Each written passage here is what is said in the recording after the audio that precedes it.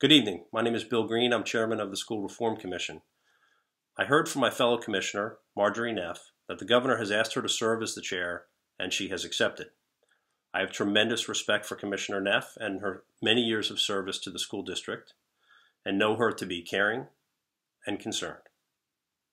Commissioner Neff told me that although she believed I was doing an excellent job as chair, the governor's people were unwilling to work with me. I will continue to try to work with and help the governor. That's what the SRC, under my leadership, has been doing. Like the governor, I am devoted to public service and have worked hard and sacrificed much to obtain my current position. I gave up a salary and pension to take the non-paying position of SRC chair because it's crystal clear that solving the district's problems is essential to the future of Philadelphia and its children. I accepted the position of chair with the understanding that I could not be removed from office, according to the district's own general counsel. The SRC statute 696B2 makes clear that no commissioner may be removed from office except for misfeasance and malfeasance. I hold the office of chair and the office of commissioner. There is no vacancy in the chair, and there is no legal basis for another commissioner to be appointed chair. By limiting the removal to cause, the SRC statute makes clear that commissioners once appointed to office need to be free from political repercussions for their actions in office. However, I have to assume that the governor also has attorneys and that he would not purposefully take an action that is contrary to law, which I believe this is. Therefore, I will give the governor his way and the benefit of the doubt until a court rules otherwise. While I do not question the capability of Commissioner Neff, I am concerned by the governor's belief that he can influence this body. The School Reform Commission is a governing body that has taken hard decisions and is built to stand apart from political influence. I believe the issue therefore must be resolved, and I will be filing an action in Commonwealth Court seeking a ruling on the law. I will not attempt to block the governor's action in the interim, but will show up for work and do my job. I note the Senate is currently resolving constitutional and legal challenges regarding the governor's appointing authority. I did not set up the structure of governance, and I'm not seeking to remain chair for power's sake. I am seeking to remain chair so that the SRC can continue to advocate for the resources our children deserve and to support Dr. Hite and his leadership team. I fully hope Governor Wolf, Mayor Nutter, and the legislatures will give us the full resources our schools need.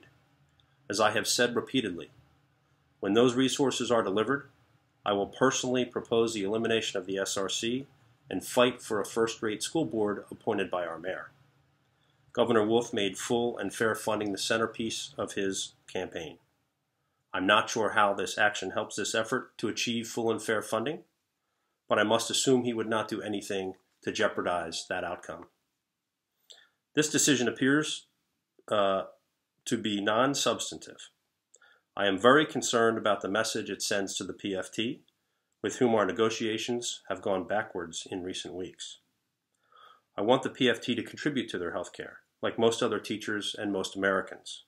Since the start of negotiations 25 months ago, the PFT has stonewalled on the most serious issues under discussion, including benefit reforms and essential work rule changes. I will continue to put the interests of students first and push the PFT to contribute its fair share to solving the problems we have. I hope Governor Wolf will work with me in this effort.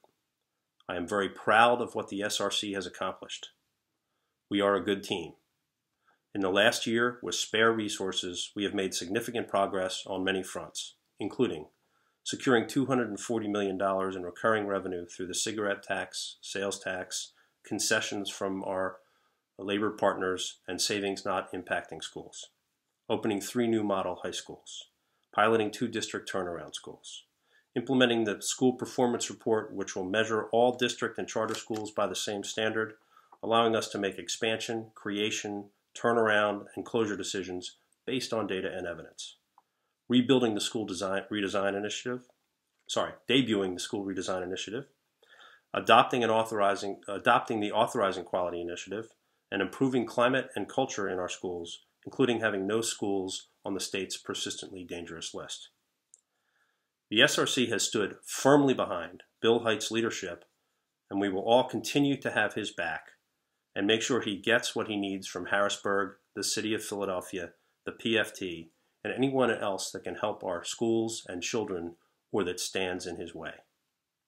I am convinced Commissioner Neff and I will continue to be able to work together in this effort, which remains of the highest importance for our city and the more than 200,000 students in our public schools. Good night.